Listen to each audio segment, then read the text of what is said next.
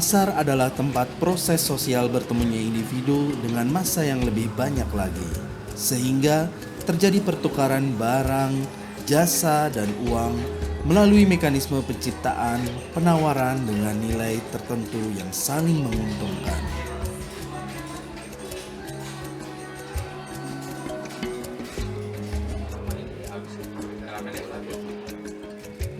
Bandung dengan segala keramah tamahan masyarakatnya, suasana, dan iklim yang sangat mendukung. Banyak lahir makanan khas yang melegenda dari kota ini. Apapun makanan yang kita makan di Bandung akan sangat terasa enak, lezat di lidah. Dan semua bahan makanan lezat yang kita makan hampir sebagian besar berasal dari pasar.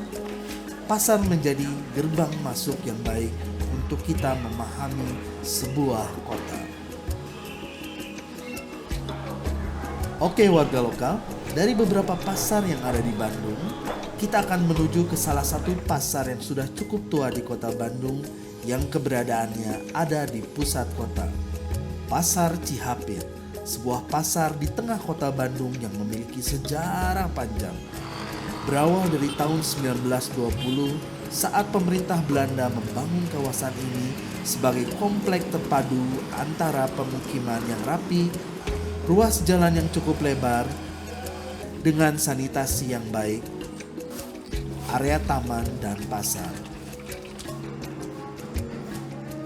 Pasar Cihapit memiliki 3 akses masuk, 2 gang dari arah jalan Cihapit dan 1 dari arah jalan Sabang. Halo, saya Seto Nurseto. Kali ini saya akan menelusuri seluk-beluk Pasar Cihapit. Oke, kita akan menuju ke Los Cihapit, salah satu kios yang terletak di salah satu sudut Pasar Cihapit.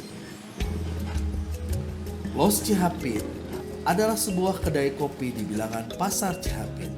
Sejak berdirinya dari tahun 2013 sampai saat ini, Los Cihapit memberikan warna dan nuansa baru pada Pasar Cihapit. Di sini sering menggelar acara-acara yang sifatnya lebih menekankan pada literasi dan edukasi. Antara lain menggelar diskusi, pameran komik, fotografi, desain, pemutaran film, dan pertunjukan live music. Wah, nuhun pisan. Nuhun Om, ditampi kopina. Om sambil nanya-nanya ya Om ya. Boleh, Om, boleh. Dulu pertama kali jualan di sini tahun berapa Om? 2014, 15, 14 akhir lah. Sambil saya catat ya. Ya, mangga. Buat apa? 2014 2015 ya. Iya. Gimana ceritanya bisa jualan di sini Om? Jualan. Jualan aja sih sebenarnya belum pernah sih ya. Niat juga nggak ada. Ini aja sih siapa? Teman suka ngumpul di rumah gitu. Terus lama-lama ngeganggu kali yang di rumah diusir aja. Kan sebenarnya nyari tempat nongkrong gitu.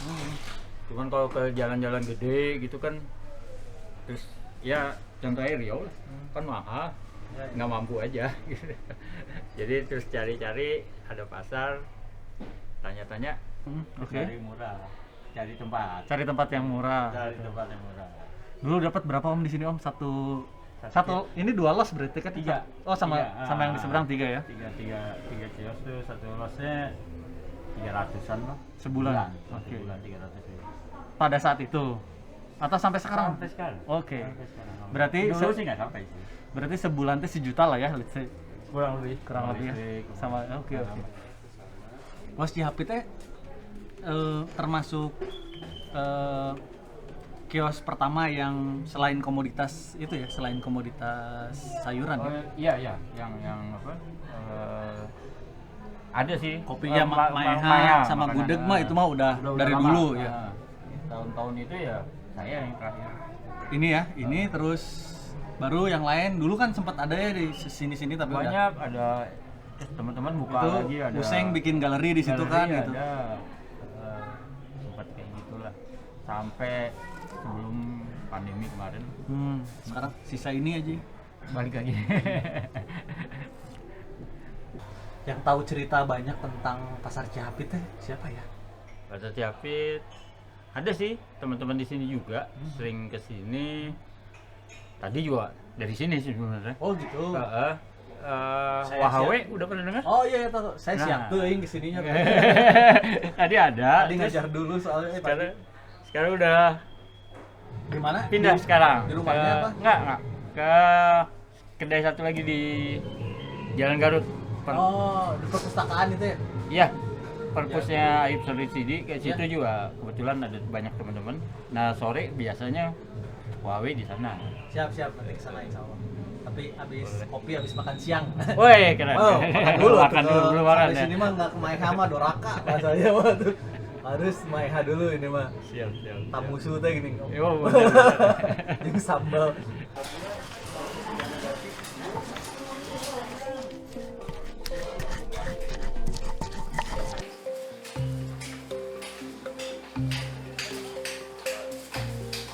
Dulu gini ya, ITB, Unpad, Unpar, ITT. Belum ada kampus-kampus kayak sekarang. Jadi mereka tuh kalau makan jalan kaki dari ITB ke sini, dari Unpad ke sini. Kosnya masing-masing cuma makan di sini. Kayak dulu mah tuh apa paling tempe bacem, udang goreng, dadar telur, nggak ada lagi makanan, ada duitnya juga be. Apa tuh namanya kalau teh bokeh. Semua aja juga enak kalau di sini. Nggak ada yang dijagokan, semua juga kalau ini mah habis aja. Kalau ke Bandung suka mampir. Yang hakim, Mahkamah Agung, Jaksa Agung, Menteri, alah segala macam aja banyak. Ya kalau satu-satu mah susah lah. Itu Ridwan Kamil juga dulu masih SD suka dibawa makan sama ibunya ke sini. Pak Emil teh naon teh pepes ada perdah, limpa. Untuk limpa mah ayam goreng. Gosok sekali-sekali. Terus tidak lupa kerupuk Pak Emil. Teh botol we dua. Teh botol dua. Iya, ada kerupuk. Ke luar negeri juga suka bakar kerupuk. Nah ini kalau nggak ada Maeha di sini, pasti ini pasar sepi. Enggak, saya cuma ngebantu-bantu aja. Sejak ya 2 tahunan. Pada tahun lalu. Usia mati kan 10 lebih. lebih 3 bulan. Oh, 90 lebih 3 bulan.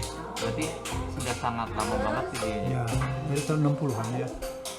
Saya juga dibawa ke sini teh kelas 3 SD. Apa? Ya, dibawa ke pasar itu. Kalau dulu mungkin kalau kecil ya belum banyak pemikiran tentang kenyamanan apa. Ya, bagi anak-anak ya tempat main aja sih. Oh, Karena si konsumen sendiri dia lebih nyaman. nyaman. Tidak nggak kayak dulu kan pasar masih kumuh becek. Kesan pasar tradisional kan seperti itu. Kalau sekarang kan orang yang yang kurang normal aja secara fisik masih bisa masuk pakai kursi roda gitu. Nah, tentu saja keinginannya lebih maju dengan generasi yang akan datang. Karena generasi ketiga kan itu generasi agak rawan juga ya. Kalau memang pengelolaannya belum bagus. Ya saya harapkan tetap berjalan walaupun hanya sebatas legenda gitu ya. Tapi tetap kita masih menikmati legenda itu.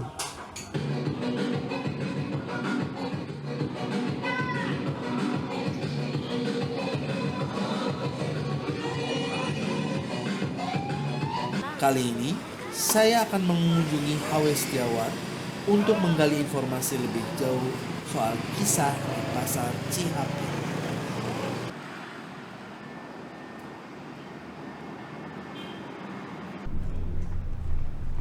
Assalamualaikum, Pak. Saya tahu, Pak. Nuhun, tas tumbling.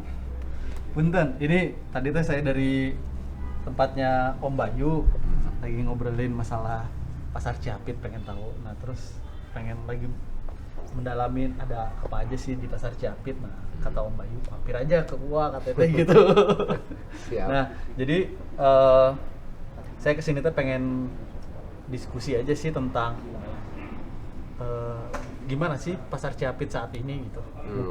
Mungkin ada kalau tadi dari ngobrolin sama Om Bayu di 2014 2015 mulai ada perubahan gitu kan. Nah, Hmm. sebenarnya kalau menurut gua gimana sih gitu?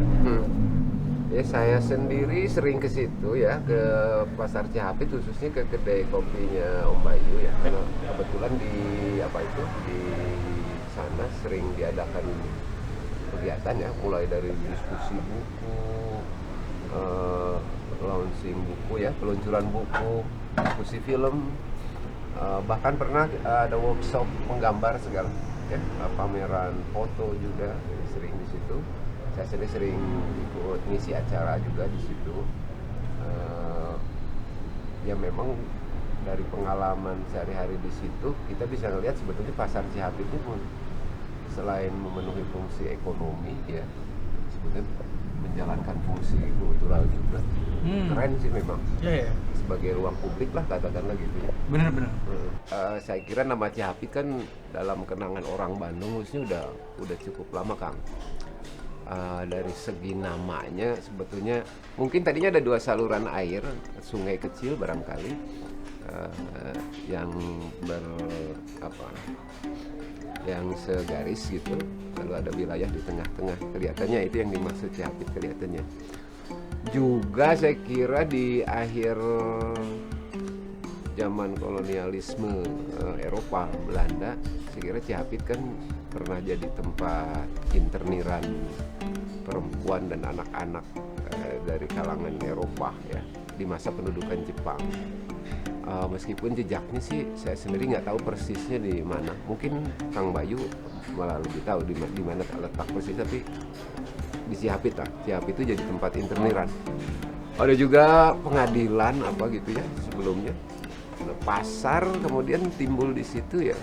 Dan saya kira udah lama juga Pasar Cihapit. Termasuk pasar tradisional, tapi juga melayani keperluan kalangan menengah ke bawah kota sampai sekarang, dan kualitas dagangannya cukup bagus kan ya.